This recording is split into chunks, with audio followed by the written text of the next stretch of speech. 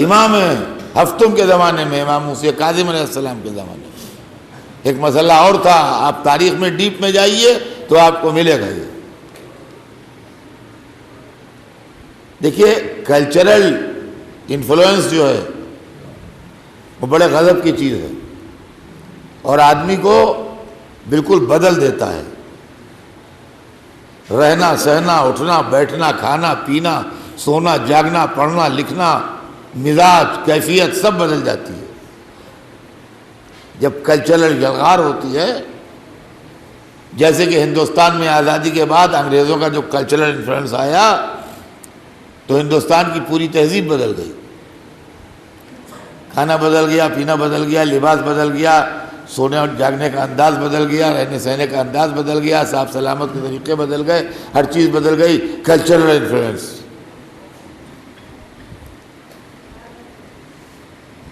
ہارون رشید کے زمانے میں ایران کا کلچرل انفلوئنس آ رہا تھا عربستان کے اوپر اور اسلام کے اوپر. آپ اس چیز کو ہسٹری میں پڑھیے گا تو آپ کو معلوم ہوگا کہ ہارون رشید کا جو وزیر اعظم تھا یحییٰ برمکی، یہ اول آتش پرست تھا، بعد میں مسلمان ہوا. یہ ایک آتش خانے کا، جہاں آتش پرستی ہوتی تھی، عبادت خانہ جو تھا پارسیوں کا، اس کا متولی بھی تھا. لیکن ایران کے بادشاہوں کے زمانے سے یہ لوگ بڑے اچھے ایڈمنسٹریٹر تھے اور ملکی انتظامات میں بہترین تھے. اسی ایکسپیرینس کی بنیاد پر ہارون رشید کے دربار میں ایز پرائم منسٹر اس کا اپائنٹمنٹ ہوا. اس نے اور اس کے دونوں لڑکوں نے مل کے، فضل ابن یحییٰ برمکی اور جعفر ابن یحییٰ برمکی نے مل کے ہارون رشید کو اس طریقے سے کیپچر کر لیا کہ وہ اس کے ہاتھوں میں کٹپتلی بن گیا تھا اور پورا وہی پارسی انفلوئنس اور ایرانی انفلوئنس جو تھا وہ اسلام کے اوپر آ رہا تھا. امام ہفتم نے قید کے اندر رہ کے اس انفلوئنس کا مقابلہ کیا ہے اور اس کو تباہ کیا ہے اور اس کو نہیں آنے دیا ہے اسلام کے اوپر. اس کے سلسلے میں ساتویں امام کا زبردست کنٹریبیوشن. عزیزان گرامی، یہ چیزیں جو ہیں یہ عام طور سے مجلس میں نہیں پڑھی جاتی اور لوگوں کو اس کے متعلق علم نہیں. نتیجہ یہ ہوا کہ وہ پارسی یحییٰ برمکی اور اس کے دونوں بیٹے امام کے دشمن جانی ہو گئے. وہ سمجھ رہے تھے کہ ان کی وجہ سے ہماری کوئی اسکیم کارگر نہیں ہوتی ہے اور کامیاب نہیں ہوتی ہے. امام قید میں تو رہے بغداد میں، مگر قید میں معذاللہ بیکار نہیں رہے کہ خالی قید میں ہے بس. نہیں، قید میں رہتے ہوئے ان حالات کا مقابلہ کرتے رہے اور ان چیزوں کا توڑ کرتے رہے جو کلچرل انفلوئنس اور کلچرل یلغار آ رہی تھی اسلام کے اوپر. دوسری طرف یونان سے کتابیں آ رہی تھیں جو میں ایک دن آپ کے یہاں پڑھ چکا ہوں 3-4 مجلسوں میں پہلے، جس کے اندر جو نظریات تھے وہ خلاف اسلام تھے اور فلسفہ یونان کے نام سے مسلمانوں کے اندر اتنی لیاقت نہیں تھی کہ ان کو کنٹراڈکٹ کر سکیں. چھٹے امام سے لے کے 10ویں امام تک کا کارنامہ یہ ہے کہ انہوں نے اپنے شاگردوں کا ایک حلقہ پیدا کر کے علم کلام ایجاد کیا اور علم کلام ایجاد کرنے میں ہم نے ان چیزوں کا جواب دیا جو ہمارے عقائد کے خلاف دوسرے مذہبوں سے آ رہی تھی. آپ کو معلوم ہونا چاہیے کہ ایک علم فقہ ہے جس کا آپ نے نام سنا ہوگا، ایک علم کلام ہے. 2 چیزیں ہمیں بتائی جاتی ہیں اور یاد کرائی جاتی ہیں، ایک اصول دین، ایک فروع دین.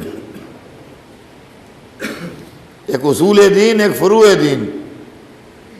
اصول دین کے معاملات کا علم جو ہے وہ علم کلام کہلاتا ہے، فروع دین کے معاملات کا علم جو ہے وہ علم فقہ کہلاتا ہے.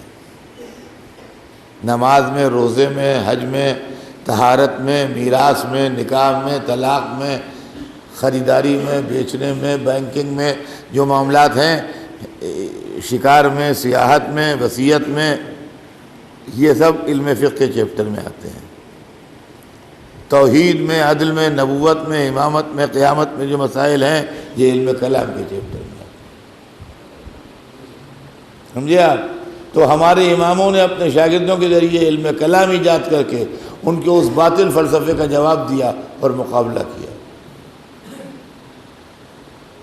یہ 7ویں امام کی زندگی کا دور تھا جس کے اندر آپ نے ان غلط اثرات کو اسلام پر حاوی نہیں ہونے دیا۔ 8ویں امام کا زمانہ آیا، اور 8ویں امام کے زمانے میں جو واقعہ ہوا وہ واقعہ شیعت کی تاریخ میں لینڈ مارک ہے، اور ہمارے مذہب کو، یعنی مذہب شیعہ کو، واقعہ کربلا کے بعد دوسرا واقعہ جس سے سب سے بڑا فائدہ پہنچا ہے وہ 8ویں امام کا ایران کا سفر ہے۔ واقعہ کربلا کے بعد اگر کوئی زبردست واقعہ کہا جا سکتا ہے جس سے آپ کے مذہب کو فائدہ پہنچا ہے وہ 8ویں امام کا ایران کا سفر ہے۔ 8ویں امام کا زمانہ تھا مامون الرشید کا زمانہ، اور مامون الرشید کو اس نے ایران کی حکومت دی تھی۔ کبھی کبھی اماموں کے ساتھ پیرلل ہسٹری پڑھا کیجئے، پیرلل ہسٹری پڑھنے سے بہت کچھ معلوم ہوتا ہے۔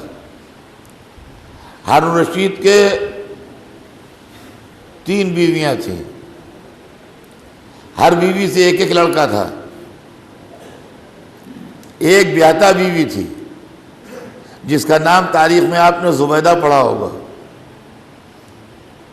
جو اس کے خاندان کی تھی۔ اس سے ایک لڑکا تھا جس کا نام تھا امین۔ ایک کنیز اس نے خریدی تھی، اس سے لڑکا تھا، اس کا نام تھا مامون۔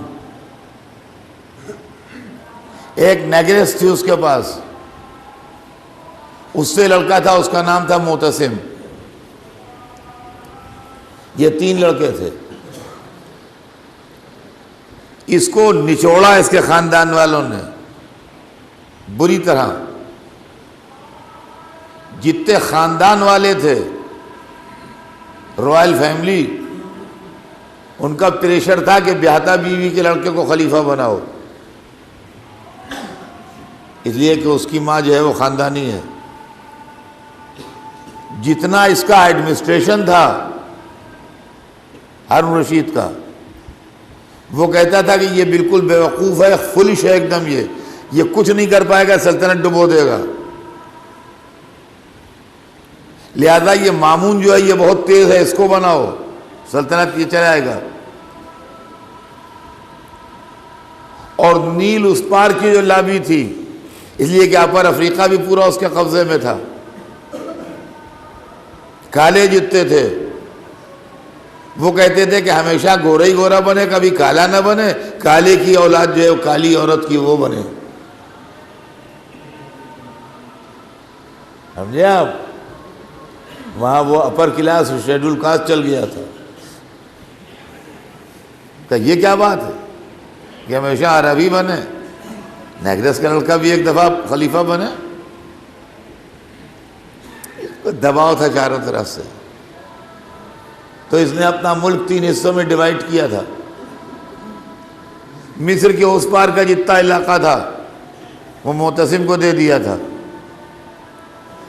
جتنا عربی اسپیکنگ علاقہ ہے، مصر اور شام اور عراق اور حجاز اور جارڈن جو آج کہلاتا ہے، بعد جتنے پہ عربی بولی جاتی ہے،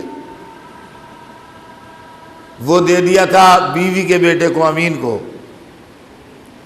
اور جتنا نان عربی اسپیکنگ علاقہ ہے، ایران اور قزاقستان اور افغانستان اور تھوڑا سا یہ آپ کا سندھ تک کا علاقہ، اور اوپر جو علاقہ رشا کے اندر چلا گیا تھا، جو اب آ گیا واپس ترکمانستان، اور سب جو علاقہ چلا گیا تاشقند واشقند تک، ادھر آگے تک، یہ سب وہ سمرقند اور بخارا، وہ سب وہ پورے کا پورا علاقہ دے دیا تھا مامون کو، جو عربی نہیں بولتے ہیں، نان عربی اسپیکنگ ہے۔ اور کہا تھا کہ یہ عرب اسپیکنگ علاقہ اس کے پاس رہے گا، نان عرب اسپیکنگ علاقہ اس کے پاس رہے گا، اور افریقہ کا علاقہ اس کے پاس رہے گا. تینوں اپنے اپنے علاقے میں انڈیپینڈنٹ بادشاہ ہوں گے، مگر خلیفہ کہلائے گا وہی جو فلش ہے.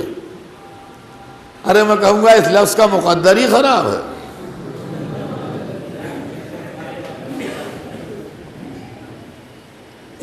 یہ تھا اس زمانے میں، پھر وہی بن گیا خلیفہ.